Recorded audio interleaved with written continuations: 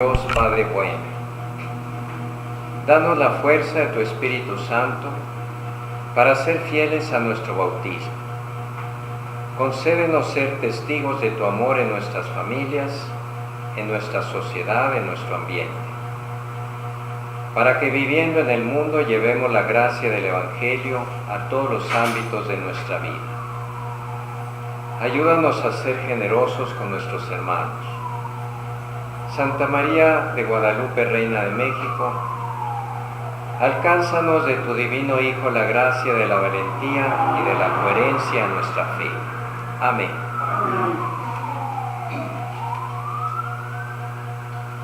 Hemos terminado de ver, dentro de los mandamientos que estamos comentando, el sexto y el noveno, que tienen una relación muy estrecha y que se refieren a todo lo que se tenga que ver con la sexualidad humana, la cual es un tesoro, es un don de Dios muy grande, muy valioso, pero como todos los dones de Dios, uno los puede utilizar mal.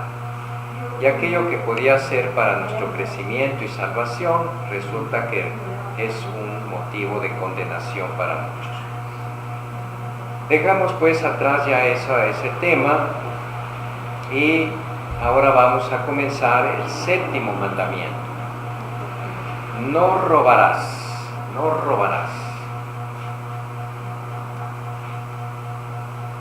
Una vez invitaron al padre Juan María Vianney, San Juan María Vianney, conocido como el cura de Ars. Era un párroco muy sencillo, muy bueno, muy santo. Y uno de los párrocos ahí vecinos, de una parroquia vecina, lo invitó a predicar en la fiesta patronal. Y le dice con mucha pena: mire, siento mucha vergüenza, padre, pero le voy a decir un mal hábito que tienen ahí mis feligreses. Van a misa, pero a la hora de la predicación se sale. Allá se está en la resolana y luego vuelven al rato otra vez. Bueno, está bien. Comenzó la misa y a la hora de comenzar la predicación dijo: miren hijitos, voy a hablar del robo. Si alguno de ustedes tiene algún remordimiento de conciencia al respecto, pueden salir.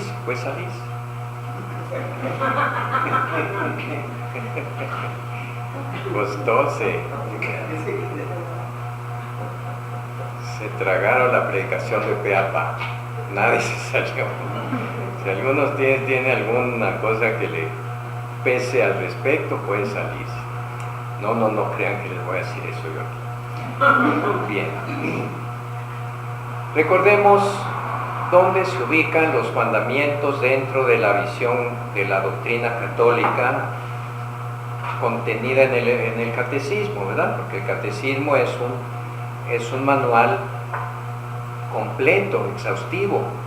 Puede haber libros de moral, puede haber libros de espiritualidad, libros de la fe que hablen de Jesús, etcétera, ¿no? Pero el catecismo, por su propia naturaleza, es una visión global. Y nuestro catecismo, que es el catecismo oficial de la Iglesia Católica, ya hemos dicho, me gusta repetirlo de vez en cuando, se divide en 4 partes. La profesión de la fe, que es lo que creemos, son las verdades, la doctrina revelada por Dios que creemos. Esa es la primera parte del catecismo. Ahí habla de Dios, quién es Dios, Jesucristo, la Trinidad, etc. Y luego viene la segunda parte, que es la celebración del misterio cristiano. Cuando uno recibe la fe como un don y conoce el contenido de su fe, obviamente se siente inclinado a practicarla, a vivirla. Pero también a celebrarla, ¿verdad? Porque la fe es un gozo que se lleva en el corazón y uno se siente inclinado a celebrar, a vivir con alegría y en comunidad esa fe. Entonces es la segunda parte, la celebración del misterio cristiano. Y aquí nos habló de los sacramentos, como en el anterior nos habló del credo. Usamos el credo como esquema para ir viendo todo lo que creemos. Ahora, la celebración del misterio cristiano es a través del repaso de los 7 sacramentos. La tercera parte, que es en la que estamos, se titula en el Catecismo la vida en Cristo. O sea, es todo aquello que vivimos, que practicamos, que caracteriza la vida cristiana. Es lo que en otras palabras se llama la moral cristiana. La moral cristiana, lo que debemos practicar, lo que debemos evitar. Y eso lo hacemos teniendo como esquema los 10 mandamientos.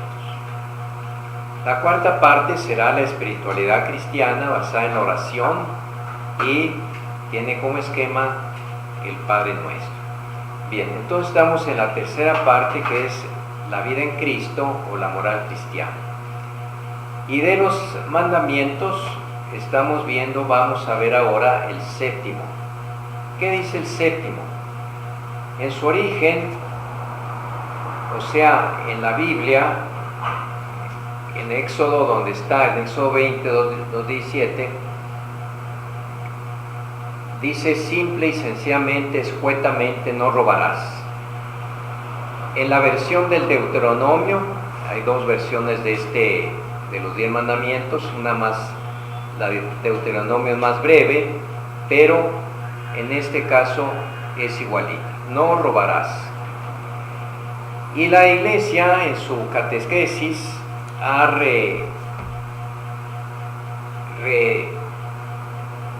redefinido o reestructurado esos 10 mandamientos con una expresión más moderna, más adecuada a nuestro tiempo.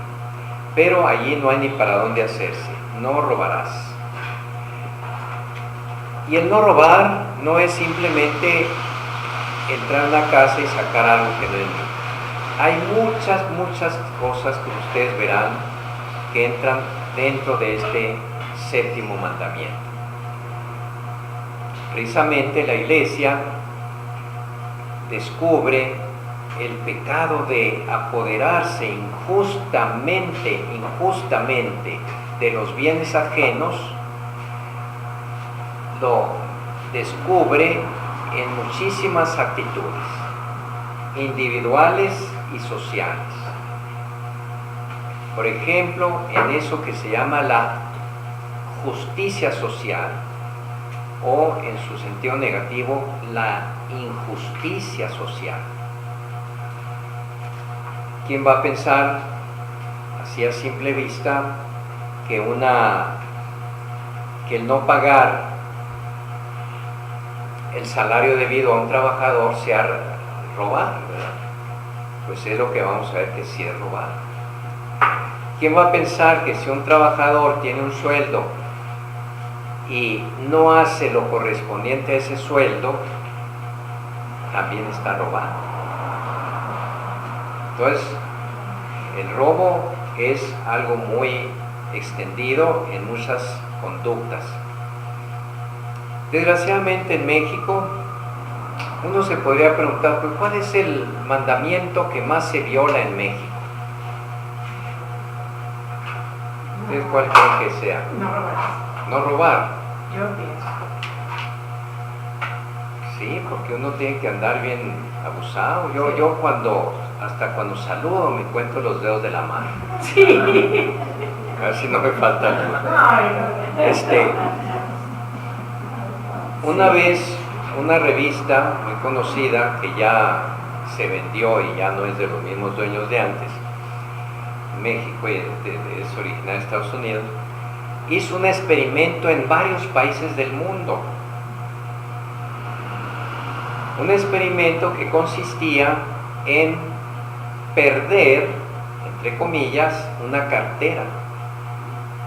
La tiran allí, en una vía transitada, en un lugar donde había mucha gente, tiraron una cartera, como que se me cayó y se me perdió.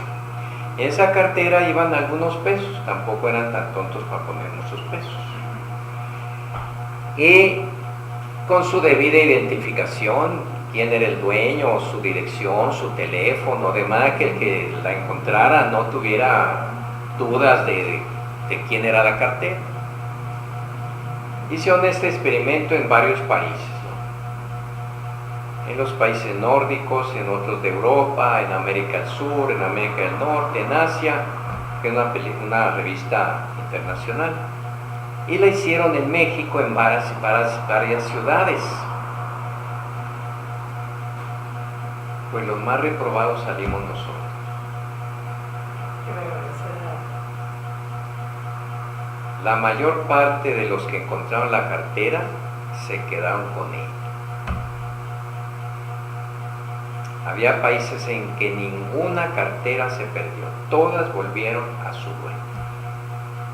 Y aquí en México sí, algunas volvieron a su dueño, pero no todas. Eso nos debe llamar mucho la atención. Una conferencia de un japonés decía que en México éramos muy ineficientes. ¿Muy qué? Ineficientes, porque dice, en Japón, si tú tienes una hortaliza y vendes tomate, lo pones afuera de tu casa o en la carretera y dejas una canastita y llegan y te dejan el dinero.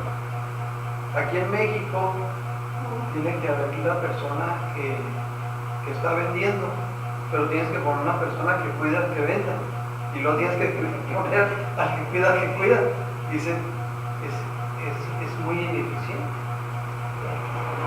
Ineficiencia es una palabra muy adecuada porque no se puede calcular la pérdida de dinero y de avance, de proceso, de desarrollo en el país que causa el robo, la corrupción, etcétera, etcétera. En México simplemente los transportistas, las empresas, cuánto dinero pierden y cuánto dinero perdemos por la corrupción de los funcionarios públicos, cantidades que si se aplicaran a su objetivo propio, México estaría mucho mejor. Ya ven los guachicoleros, que se llevan una buena tajada de petróleo de los gasoductos, pero millones y millones y millones. Por eso yo insisto en que el catecismo debe ser conocido por todos y la Iglesia a través de los ministros y catequistas deben enseñarlo continuamente. El catecismo es después de la Biblia, es el libro más importante que podemos tener. Y entre la Biblia y el catecismo hay una relación muy estrecha, porque el catecismo lo que hace es sistematizar las verdades que vienen en la Biblia. La Biblia es una narración histórica de muchos siglos en que las verdades reveladas vienen así como entreveradas y a veces se insinúan, después muchos en otros libros se completan, en otros se perfeccionan y así va avanzando la comprensión humana de lo que Dios le ha querido revelar. Pero en el catecismo no, todo está muy claro, ¿verdad? Saca de toda la Biblia todo lo que enseña, lo sistematiza, es decir, lo divide en partes y lo expresa en fórmulas directas y claras. La situación de nuestro país, situación de violencia, de criminalidad, de atraso, de injusticia, tiene en la raíz la pérdida del catecismo. Incluso en siglos pasados, se critica ahora, pero ya quisiéramos hacer eso, había un catecismo muy famoso, que no sé si ustedes habrán oído nombrar, ¿cómo se llamaba? Ripalda, el catecismo de Ripalda, que se enseñaba incluso en las escuelas públicas. Antes de la mitad del siglo XIX para atrás, desde la mitad para atrás, se enseñaba en todas las escuelas. Y está en verso, de manera que los niños lo aprendían en verso.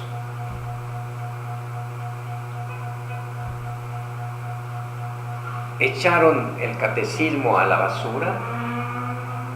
Vino una escuela supuestamente laica, pero no es laica sino antirreligiosa, porque una escuela laica podría poner el catecismo a los católicos, y a los que no católicos pues su propio catecismo, y a los que no son creyentes pues alguna clase de moral como ellos quisieran. Pero no, los prejuicios antirreligiosos son tan fuertes que hasta la palabra catecismo pone a temblar. Y aquí tenemos las consecuencias de haber tirado el catecismo a la basura. Bien, ya basta de despotricar contra la falta de catecismo. Vamos a entrar de lleno en lo que dice el séptimo mandamiento. Padre, pero sí se ve, por ejemplo, la diferencia, y se veía más antes. Costa Rica, que ahí sí les dan en la escuela clase, no me acuerdo cómo se le llaman, pero religión, y se veía otro país completamente diferente a México y otra manera de vivir, inclusive en la distribución de la riqueza mucho más exactamente, sí. Está decayendo ya, desgraciadamente, ya hay más narcotráfico y cosas así, pero se resistió mucho tiempo, ¿verdad? Y es que el catecismo es increíble, pero hay mucha gente que delinque y que no sabe que eso que está haciendo es malo. Uno dice, bueno, la conciencia todos la tenemos, y esa es una vocecita acá que nos dice, oye, eso está mal. Pero está tan generalizado el mal que hasta la conciencia está adormecida, y muchos piensan que matar, que robar no es malo. Aunque en el fondo no se sienten tranquilos, no se sienten satisfechos. Hay un vacío en su corazón y un temor profundo, y un temor muy razonable, porque aquellos malas acciones gravísimas que cometen saben que finalmente los llevará a acabar mal. Y no solo en este mundo, porque un día les meten un balazo en una reyerta, sino en el otro mundo, porque muchos de ellos a su manera conservan la fe, aunque es una fe sincretista, adorando al mismo tiempo al Sagrado Corazón y a la Santa Muerte. Hacen un reborujo, ¿verdad? Por eso es necesario el catecismo. Es el libro más importante que debería haber en México, en todos los hogares. Y para los católicos, yo les he insistido, hay 4 libros que en su casa no deben faltar. A ver, les voy a hacer un test. El primero, obviamente, es la Biblia. ¿Quién tiene la Biblia en su casa? Todos. El segundo es el Catecismo de la Iglesia Católica u otro catecismo de esta categoría, no algún folletito así de primera comunión que usó el niño cuando tenía 7 años, no, un catecismo para adultos, y pongamos que sea el catecismo de la Iglesia Católica. Ya no les pregunto, a ustedes sí, que están aquí en la clase del catecismo, estoy seguro que todos lo tienen. El tercero es, lo dejo en puntos suspensivos porque de ese voy a hablar más largamente. Bueno, ese sería el cuarto. El tercero sería los documentos del Concilio Vaticano II, que nos ayudan a ver con los ojos de la Iglesia las cuestiones actuales a la luz de la fe, con una mirada renovada de nuestra fe. Y el cuarto, eso lo dejo en suspenso, y ahorita lo van a ver cuál es. Bien. ¿Qué dice pues el séptimo mandamiento? Dice escuetamente, no robarás. ¿Pero qué quiere decir eso? El séptimo mandamiento prohíbe tomar o retener el bien del prójimo injustamente y perjudicar de cualquier manera al prójimo en sus bienes. No nada más es robarle dinero o cosas, sino perjudicarlo en sus bienes. Ejemplo, un niño travieso que va y le tira una pedrada a la ventana del vecino, o del profesor porque lo reprobó en la escuela, pues está robando, porque aquella persona para reponer ese vidrio va a tener que gastar dinero, o sea, le robó ese dinero, aunque al ratero ni siquiera le aprovechó para nada. Prescribe la justicia y la caridad en la gestión de los bienes terrenos y en los frutos del trabajo de los hombres. Y aquí entramos ya en una dimensión más amplia social. La justicia social y la caridad que debe haber en la gestión, o sea, en el manejo, en el uso de los bienes terrenos y de los frutos del trabajo. Con miras al bien común, exige el respeto del destino universal de los bienes y del derecho de propiedad privada. Aquí podría parecer que hay un derecho hay un destino universal de los bienes, o sea, los bienes del mundo son de todos, eso dice, son de todos. Por otra parte, la Iglesia defiende el derecho a la propiedad privada. Se fijan, parece que se contraponen los dos principios. Pero curiosamente, el uso común de los bienes exige la propiedad privada para que ese uso sea efectivo, o sea, no es contrario. La vida cristiana se esfuerza por ordenar a Dios y a la caridad fraterna los bienes de este mundo, o sea, los bienes que tenemos, los bienes materiales, intelectuales y espirituales también deben servir a los demás. ¿Qué es el destino universal y qué es la propiedad privada? Al comienzo, Dios confió la tierra y sus recursos a la administración común de la humanidad para que tuviera cuidado de ellos, los dominara mediante su trabajo y se beneficiara de sus frutos. O sea, Dios creó primero el mundo, un mundo físico maravilloso, las aguas, la tierra, dentro de la tierra los grandes minerales para todos los usos, la fauna, la flora, todo eso ¿para qué? Para el hombre. No tendría caso haber creado todo eso nomás para que sí. Preparó una morada digna de la criatura más importante que iba a ser, aquella que iba a crear a su imagen y semejanza. Entonces, esa casa para el hombre, que es hijo de Dios en su origen, y por lo tanto hermanos unos de otros, está en una casa en la cual todos los bienes son de todos. Los bienes de la creación están destinados a todo el género humano. Sin embargo, la tierra está repartida entre los hombres para dar seguridad a su vida, expuesta a la penuria y amenazada por la violencia. O sea, para ser efectiva el derecho que yo tengo a los bienes, tengo que tener ciertos bienes para mi uso particular, porque si no, ese destino universal de los bienes se queda en el aire. La apropiación de bienes es legítima, o sea, al tener propiedad privada es legítima para garantizar la libertad y la dignidad de las personas, para ayudar a cada uno a atender sus necesidades fundamentales y las necesidades de los que están a su cargo, por ejemplo, de la familia.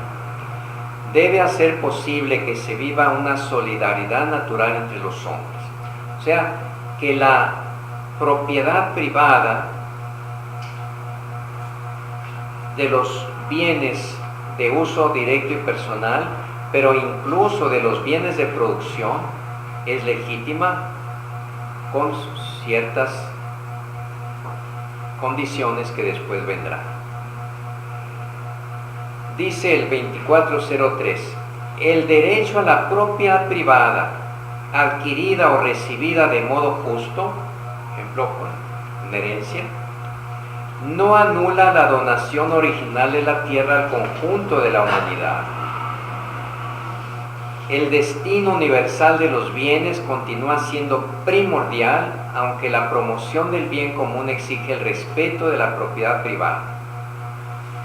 O sea, el hombre, al servicio de esos bienes, debe considerar las cosas externas que posee legítimamente, no solo como suyas, sino también como comunes, en el sentido de que han de aprovechar no solo a él, sino también a los demás.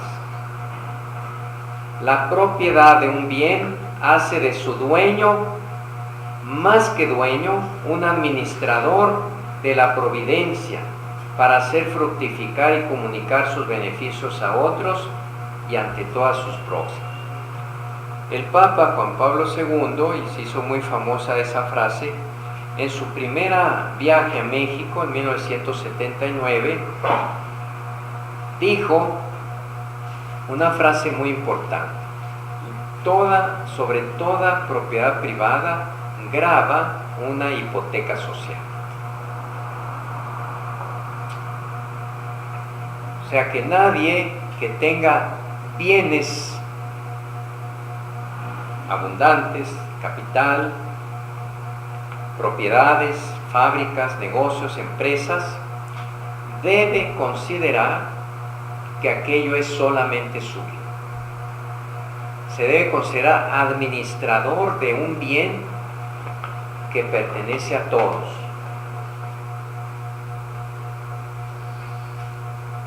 El Evangelio dice, Jesús, en el Evangelio dice, da tus bienes reparte tus bienes y ven y sígueme. Ese es un consejo evangélico. Algunos como San Benito o San Antonio y muchísimos otros santos lo han hecho, se han desprendido de todo para seguir a Jesús en la pobreza. Pero esa pobreza es un consejo evangélico. Lo ordinario es que el que tenga bienes, en lugar de tirarlos a la pipiluya, a ver quién los agarra, yo tengo aquí 100,000 pesos en monedas, voy a tirarlas así y qué es verdad. Y al rato ya se queda todo el mundo sin dinero. ¿Qué tiene que hacer el que tiene bienes? Ponerlos a trabajar para beneficio personal de su familia y para beneficio social, creando fuentes de trabajo, pagando impuestos que bien administrados servirán para los servicios de la comunidad. Ahí donde está el problema. Pero no puede ser un pretexto de que esos impuestos van a ser mal usados para no pagarlos, porque además Hacienda está muy pendiente. Entonces vean ustedes cómo una manera de compartir los bienes que Dios nos ha dado es ponerlos a trabajar al servicio de la comunidad.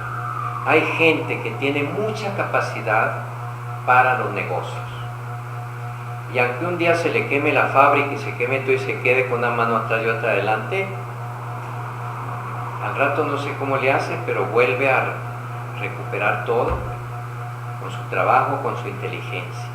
No todos somos iguales. Unos sirven de organizadores, de administradores, de investigadores, de empresarios, otros estamos mejor de empleados, pero todos contribuimos a lo mismo. ¿Por qué quería un empresario sin empleados? ¿Quién es más importante ahí, el empresario, el patrón o los empleados? Ambos, porque los empleados no pueden hacer nada sin que el patrón ponga sus bienes de producción al alcance de uno para trabajar y ganar ahí su sustento. Pero ¿qué sería el patrón si no tuviera empleados? Por eso viene la huelga, que es una forma de presión para reclamar ciertos derechos de los trabajadores. Pero todos somos codependientes, todos. Una vez en una clase que yo daba de esta materia en una universidad, les decía, ¿cómo es posible que ciertos artistas o deportistas, ya ven, los futbolistas ganan una barbaridad de dinero, hacen contratos por millones de euros, pero una barbaridad, ¿no? Y hay hasta algunos videos que dicen las extravagancias, los lujos extravagantes de algunos deportistas, y luego una mansión allí de esa super lujosa de no ricos. Les decía, ese dinero que esas personas ganan debe volver de alguna manera al pueblo, en forma de servicios, de fundaciones, de empresas, ponerlo a trabajar para que haya más fuente de empleo.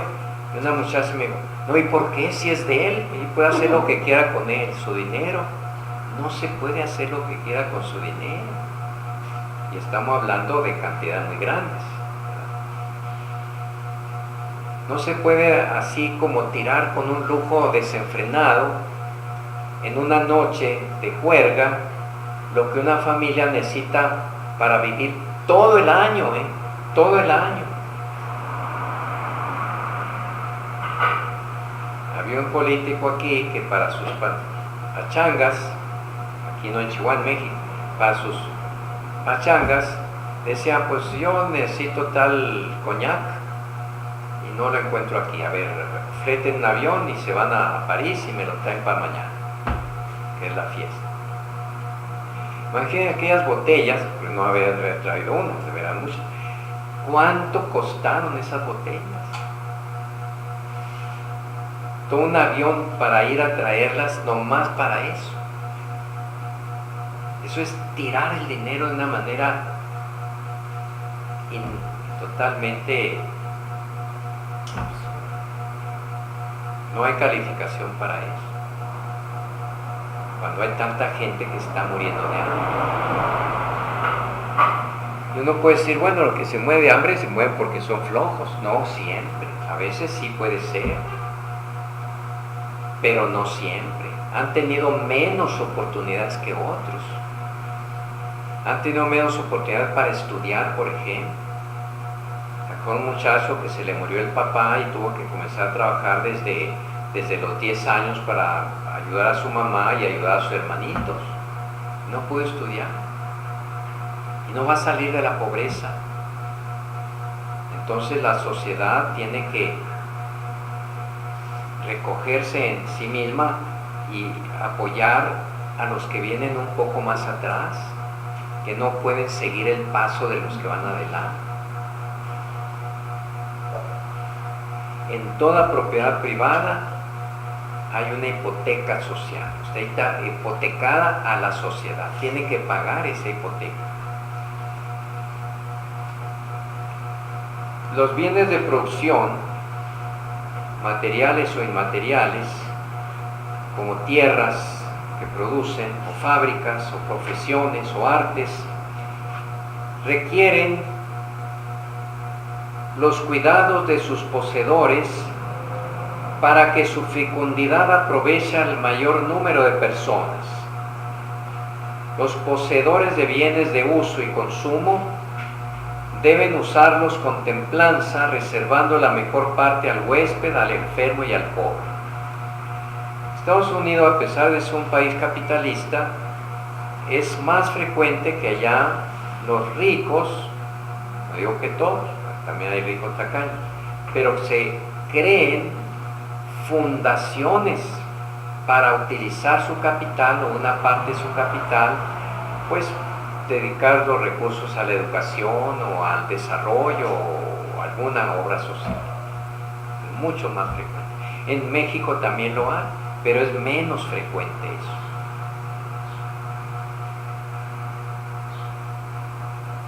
¿Recuerden a la parábola del rico Epulón? Epulón quiere decir banquetero, o sea, se la pasaba en una vida desenfrenada de lujos. Hasta dice el Evangelio, vestía con vestiduras muy finas, se banqueteaba cada día, estaba en un palacio, y a las puertas estaba un pobre mendigo tirado, lleno de llagas, muerto de hambre, y hasta los perros se le acercaban a lamerle las llagas. Y se murieron los dos, y dice muy significativamente el texto, murió Lázaro y fue llevado al seno de Abraham, el sinónimo del paraíso en esa cultura neotestamental. Y murió el rico y lo enterraron,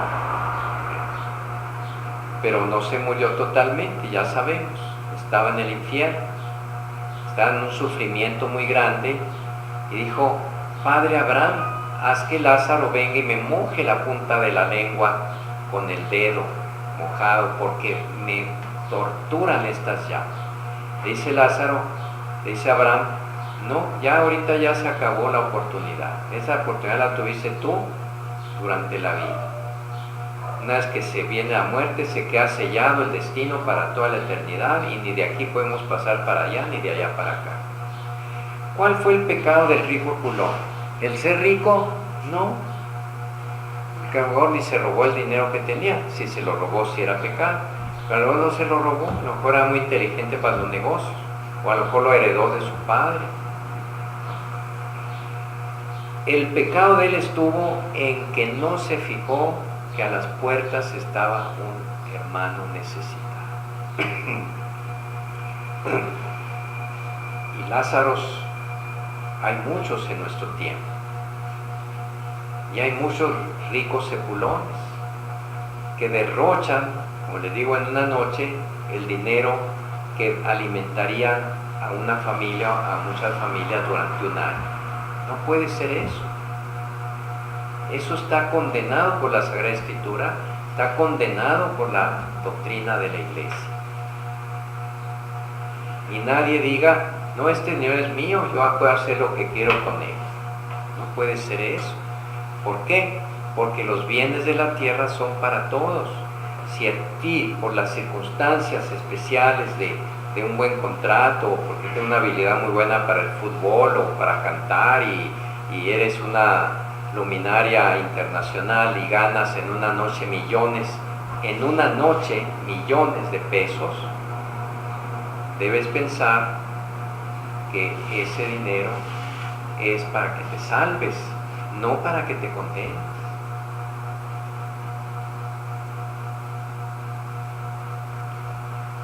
En materia económica, por tanto, el respeto de la dignidad humana exige la práctica de la virtud de la templanza para moderar el apetito a los bienes de este mundo. A todos nos gusta vivir la vida, ¿verdad? Tener holgura de bienes económicos, tener comida y las cosas que nos gustan comer, una buena ropa, una buena casa, un buen carro, un buen aparato de música, sí, pero cuando esos lujos se convierten en una obsesión, se está faltando a la templanza. Recuerdan que la templanza es una virtud humana, racional, que nos ayuda, nos enseña a usar con moderación de los bienes de la tierra. Usarlos sí, pero con moderación, porque el exceso nos va a causar daño. Todo exceso es pecado, y habíamos dicho que todo pecado es pecado porque causa daño. Y los excesos, en todos los sentidos, los que superan mucho la necesidad, la satisfacción de las necesidades de las personas en los campos que sean, es un pecado, porque es faltar a la templanza. También de la justicia. O sea, en materia económica, el respeto a la dignidad humana exige la práctica de la justicia para preservar los derechos del prójimo y darle lo que es debido. ¿Cuántas fortunas están hechas a base de injusticia? Un ejemplo clarísimo, pues son los criminales que tienen esas grandes fortunas por robo o por narcotráfico, Pero no solo eso, ¿cuántas fortunas están hechas sobre la base de alterar los precios, de alterar las balanzas, de no pagar los sueldos debidos, de especular? Entonces se crea una fortuna que ya está en sí violando el derecho de todos aquellos a quienes robó. Por eso ese saqueo, si a alguien he robado, y él sabía que sí, ¿verdad? Más digo, si a alguien he robado, le devolveré 4 veces más. Imagínense, ¿no? 4 veces más. Exige también la práctica de la solidaridad, siguiendo la regla de oro según la generosidad del Señor, que siendo rico por nosotros se hizo pobre a fin de enriquecernos con su pobreza. O sea, y estoy hablando de grandes riquezas, pero hay que aplicarlo también a los pequeños bienes que nosotros tenemos. ¿No está por aquí el señor Slim, el señor Soros, o el señor ¿cómo se llama el de las computadoras? Bill Gates. No está por aquí, ¿verdad? Bueno, no es necesario que estén. Ellos tienen sus propias responsabilidades con sus propias fortunas de acuerdo con la cantidad que tengan, pero nosotros también las tenemos, porque no estamos en la situación en que están otros más pobres que nosotros. Siempre hay alguien más pobre que nosotros. Siempre hay alguien por quien podamos preocuparnos y compartir lo poco que tenemos.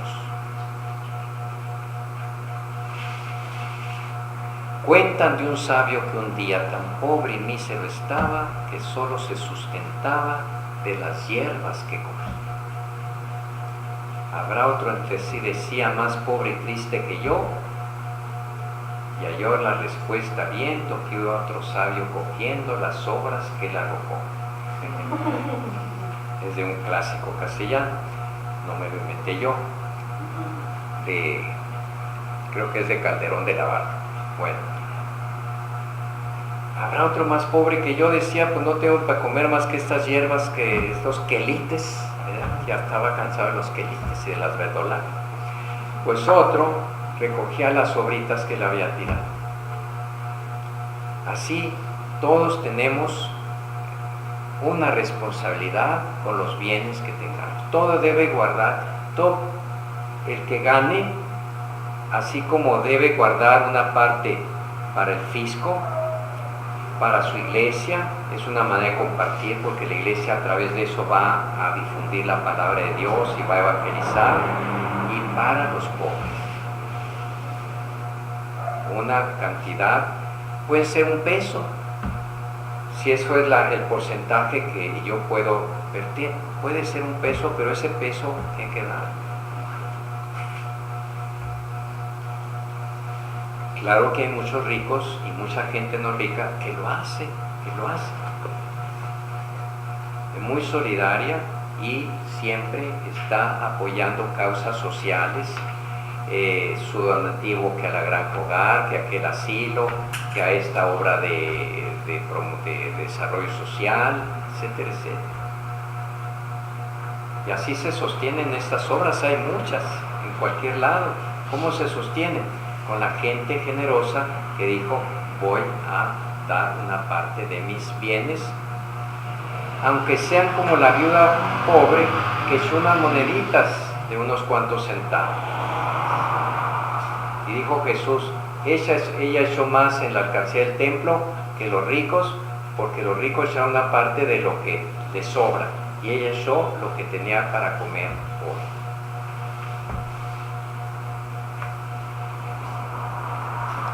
Entonces, el séptimo mandamiento prohíbe el robo, pero ya vemos que el robo no es nada más extender la mano y con las uñas agarrar, no. Hay muchas maneras de robar, muchas maneras de robar. Prohíbe el robo, es decir, la usurpación del bien ajeno contra la voluntad razonable de su dueño.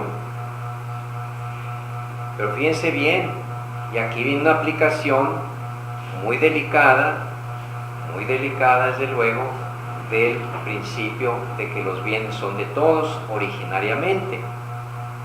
No hay robo si el consentimiento puede ser presumido, o sea, lo presume uno, o si el rechazo es contrario a la razón y al destino universal de los bienes. O sea, es el caso de la necesidad urgente y evidente en que el único medio de remediar las necesidades inmediatas y esenciales es disponer y usar de los bienes ajenos.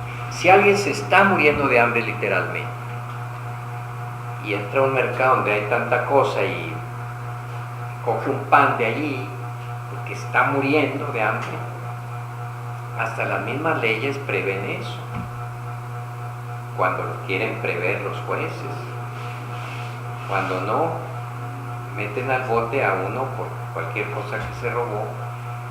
Claro, todo esto es muy delicado porque tiene que usar en conciencia de ese derecho que tiene, porque si lo utiliza como un modus vivendi de toda su vida, pues no, es mientras consigue trabajo. O que se les... Hay una película, ¿se acuerdan? Que un papá, este negro, ¿cómo se llama? Artista, que el niño está muriendo y asalta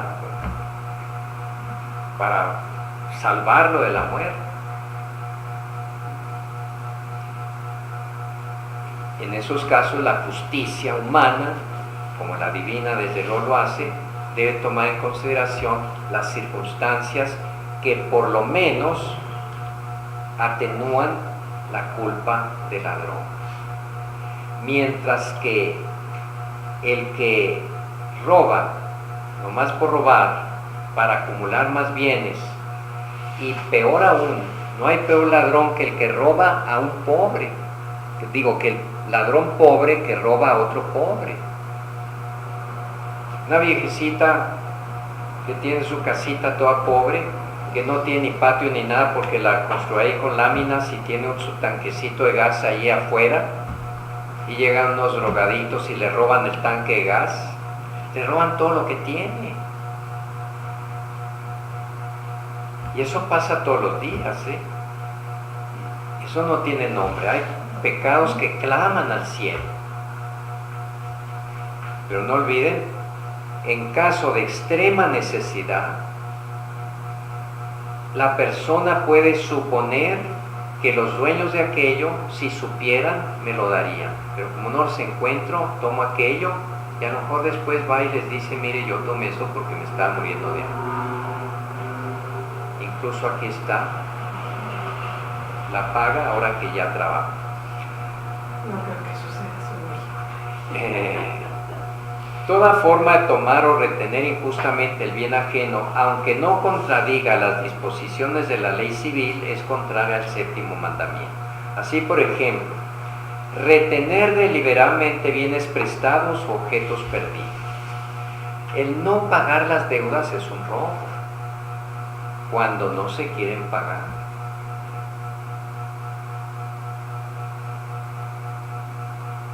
Muchas veces uno va aplazando el pago de aquello hasta que pueda, y resulta que nunca puede, porque siempre necesitará ese dinero para otra cosa, pero ya salió de la grave necesidad y le prestaron ese dinero, y qué culpa tiene el que se lo prestó por caridad para que no se lo devuelva, porque a lo mejor era una persona igualmente pobre que él. El no pagar las deudas a tiempo, pudiendo, y al decir pudiendo quiere decir aunque sea con sacrificio, porque pues, siempre habrá sacrificio que hacer, es robo. Así, R-O-B-O.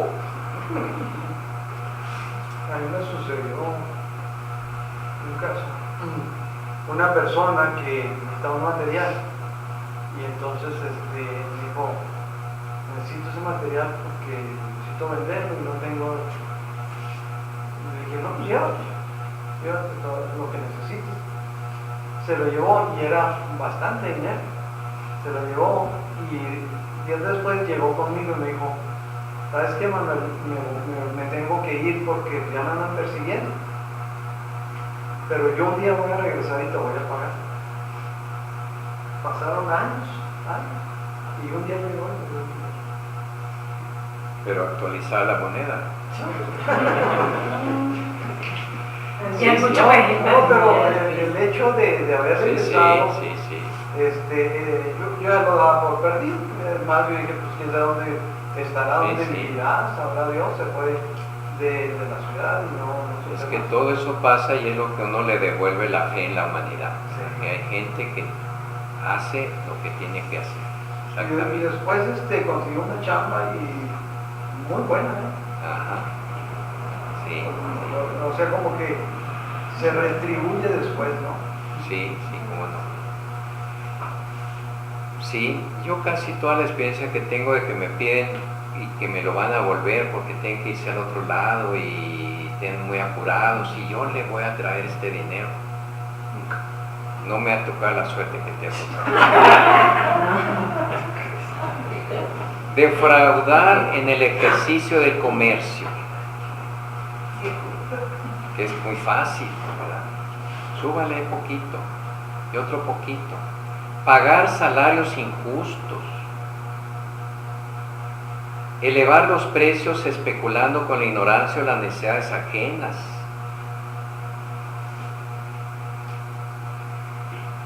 Jesús usa una expresión muy especial, dice, háganse amigos con el dinero injusto. Es muy difícil que el dinero que tenga una persona, sobre todo cuando es muy rica, sea un dinero 100% justo. Es muy difícil.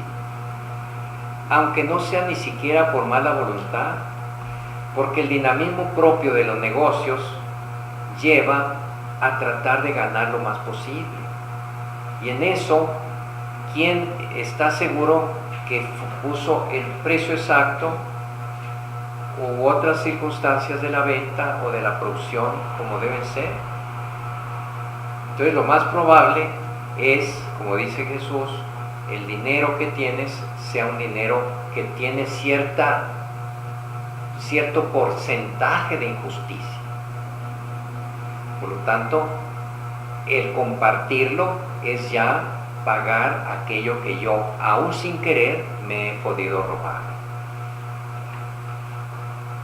Y por eso muchas de las grandes obras que hacen los grandes millonarios puede ser que sean motivadas por un secreto remordimiento. Por ejemplo, crear una fundación. Pues sí, dice aquí, voy a canalizar el dinero que a lo mejor me he quedado con él de más. Pero qué bueno. Si no se volvieron a quien se lo quitó, porque se multipliquen miles de pequeños robitos, se le devuelve a la sociedad. Eso es lo que dice Jesús. Hazte amigos con el dinero injusto.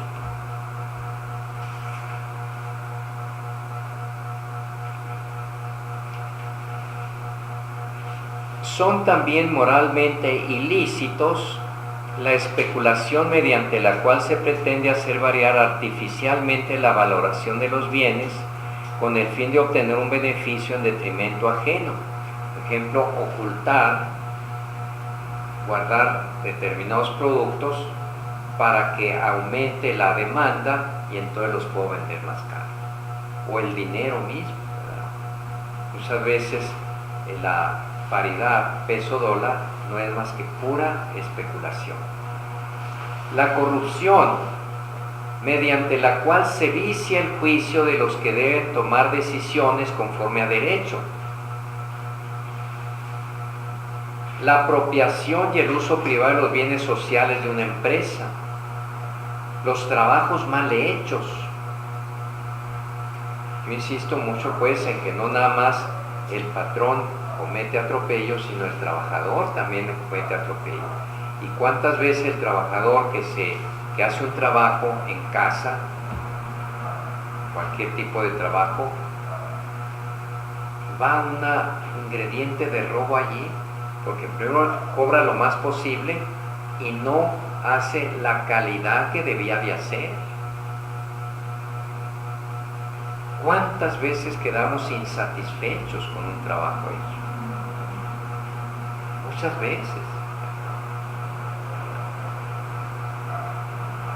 Los trabajos mal hechos, el fraude fiscal, la falsificación de cheques y facturas, los gastos excesivos, el despilfarro, ejemplo de instituciones de las cuales uno es empleado, por decir un ejemplo de una universidad que me comisionan a México a arreglar tales asuntos, y yo como voy con los gastos pagados, pues voy a los mejores hoteles, a los mejores restaurantes, pido los mejores vinos y cargo la cuenta a la empresa o a la institución que me mandó. Eso no está bien, estoy robando y le estoy robando al pueblo, sobre todo tratando de instituciones que viven de las aportaciones del pueblo, como las universidades.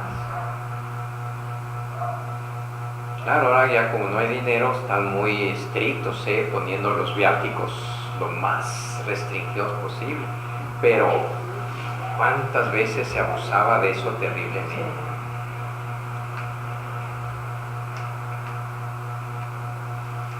Exige reparación, dice. Infligir voluntariamente un daño a las propiedades privadas o públicas es contrario a la ley moral y exige reparación. Las promesas deben ser cumplidas, fíjense hasta dónde llega esto.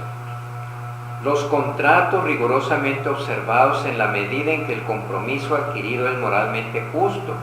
Claro, si el contrato fue leonino, como dicen, pues no, yo tengo que defenderme, porque también el otro quiso asaltarme, pero un contrato justo yo tengo que cumplir con él. La justicia conmutativa obliga estrictamente. Exige la salvaguardia de los derechos de propiedad, el pago de las deudas, el cumplimiento de obligaciones libremente contraídas. Sin justicia conmutativa no es posible ninguna otra forma de justicia. O sea, la conmutativa es la que rige entre iguales, en contratos, en transacciones de ciudadano con ciudadano.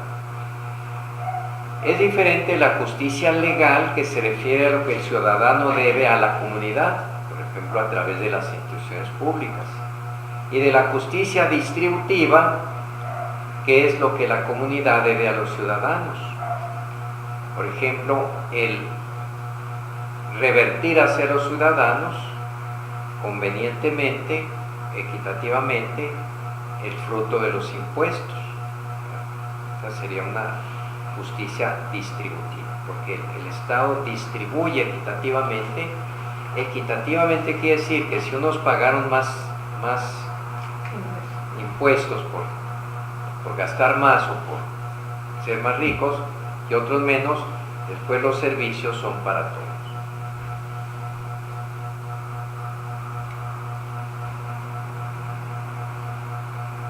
Toda injusticia exige la devolución o la restitución del bien robado a su propietario. Y es mejor devolverlo aquí, porque si no le devuelves aquí, lo devuelves allá, ¿verdad? Aquí en esta vida no hay justicia completa, perfecta, ni de lejos, o sea, es muy imperfecta. Pero no hay que olvidar, las deudas que no se pagan aquí, las vamos a pagar allá. Y pueden ser deudas de tal manera que se constituyen un pecado mortal, y entonces se pagan con la condenación definitiva. O pueden ser pequeñas deudas que no me voy a condenar porque no le devolví los 10 pesos que me prestó la vecina ayer para comprar leche, pero sí la va a pagar.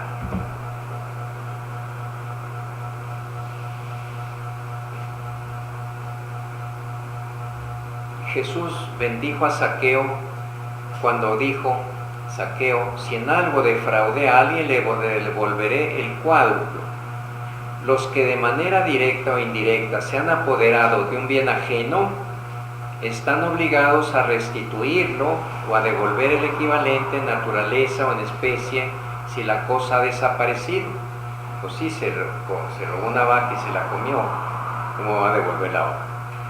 Así como los frutos y beneficios que su propietario hubiera obtenido legítimamente de ese bien. O sea, todos los intereses y la plusvalía de aquel bien. Están igualmente obligados a restituir en proporción a su responsabilidad y al beneficio obtenido todos los que han participado de alguna manera en el robo o que se han aprovechado de él a sabiendas. Por ejemplo, quienes lo hayan ordenado, ayudado o se han hecho de la vista gorda. Todos los cómplices, todos están obligados a restituir. ¿Cómo hace falta que la Iglesia insista en este? Es un estilo de vida, es un estilo de vida cristiano. La honestidad.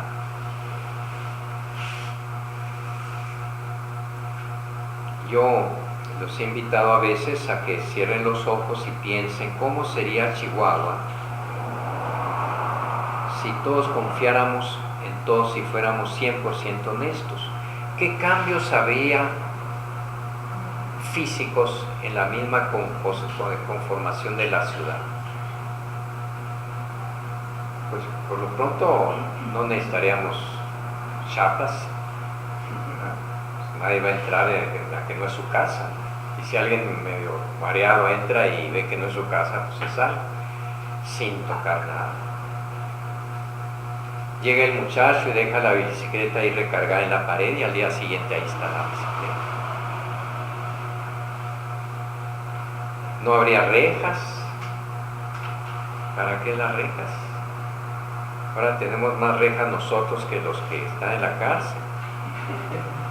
Hasta en la chimenea hay que poner rejas. No habría policía. No habría policías, o estarían ahí para el servicio, ¿verdad?, de la comunidad, a ver qué se ofrece, un rescate, bajar un gato allá del árbol que no puede bajar. Cambiarían muchas cosas, sería un mundo ideal, un mundo ideal.